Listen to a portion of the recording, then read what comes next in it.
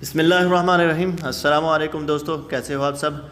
आज की इस वीडियो में मैं आपको सिखाऊंगा कि हम अपने मोबाइल को किस तरह वाईफाई के साथ कनेक्ट कर सकते हैं बगैर किसी पासवर्ड के। सम टाइम हमारा जाना अपने दोस्त के पास होता है, वहाँ पर वाईफाई होता है मगर उसका पासवर्ड ना होने की वजह से हम वाईफाई इस्तेमाल नहीं कर सकते। हम किसी ऑफिस में जाते हैं, वहाँ पर भी वाईफाई होता है मगर पासवर्ड ना होने की वजह से हम उसको इस्तेमाल नहीं कर सकते। ये एक बहुत बड़ी प्रॉब्लम है। तो इसको हम किस तरह कनेक्ट कर सकते हैं, आइए हम सीखते हैं इस वीडियो में।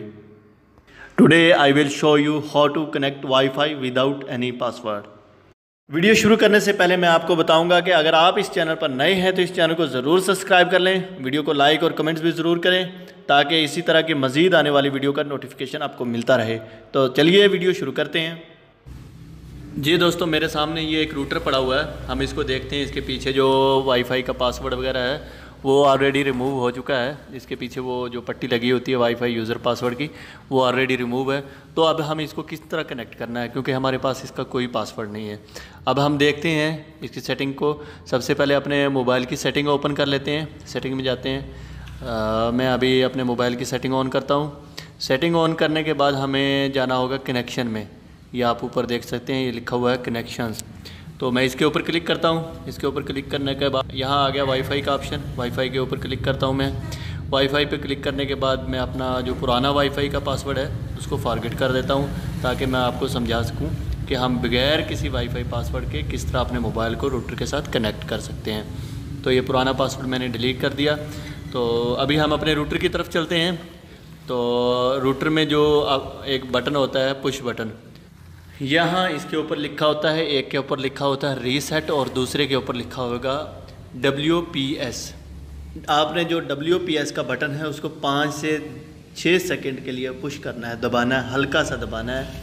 हल्का सा जब आप उसको दबाएंगे तो आप यहाँ आगे की तरफ देखेंगे, जहाँ पर आपको 4 या 3 लाइटें नज़र आ रही थी, वहाँ आपको एक लाइट और एक्स्ट्रा नज़र आएगी।